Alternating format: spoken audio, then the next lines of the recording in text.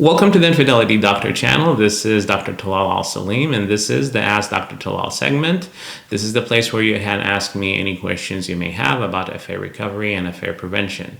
Please remember, this is not a substitute for the individual and couples counseling that you should be seeking. This is merely a place for you to get some basic questions answered and get some clinical insights about affair recovery and prevention. So before we get to the question for the day, make sure that you like the video and subscribe to the channel so that you can get the most recent updates about future videos. So the question for today is as follows. I feel conflicted about sexual intimacy. Is that normal? This is a question that I often hear from the betrayed partner as well as the unfaithful partner. Yes, it is very normal to be conflicted about resuming sexual intimacy, especially after the discovery of infidelity. This is why I recommend for people to understand that there is no right and wrong answer. It's going to be different for each couple and individual about readiness for sex. Should I do it? Should I not do it? But more importantly, before people can consider resuming sexual intimacy, it is really important for the unfaithful to actually do some medical screenings, making sure that they have not contracted any kind of sexually transmitted infections, because the last thing that the betrayed partner needs to worry about is infections, and also whether or not there was pregnancy, right? If we're talking about an unfaithful female partner who was engaged in sexual infidelity, the last thing that we want is for that couple to resume sexual intimacy and have pregnancy, and now we're concerned about the paternity of the offspring. More importantly, too, getting pregnant right after discovery of infidelity might escalate the level of commitment in the relationship and forces people to be in a relationship for the wrong reason because they got pregnant. Things people need to keep in mind about resuming sexual intimacy.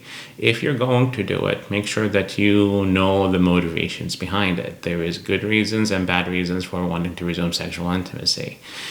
For example, from the betrayed perspective, a bad reason to resume sexual intimacy would be a place of insecurity along the line of, I'm going to have great sex with you because I want to show you what you might be missing, and I also want to show you that I'm better than the affair partner that you had the sexual affair with.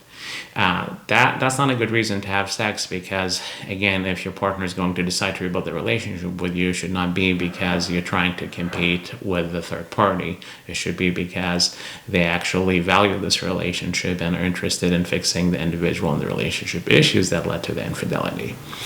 Also, it is important to make sure that if the two of you decide to resume sexual intimacy, that the two of you are going to be prepared to some of the potential triggers that's going to come up as a result of that.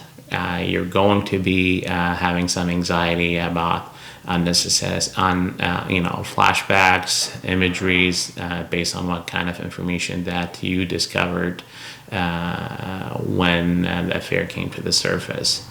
It's also important to remember is just because the two of you allowed yourself to have sexual intimacy, that does not mean everything's being fixed. It just means that you're allowing yourself to be human for a moment.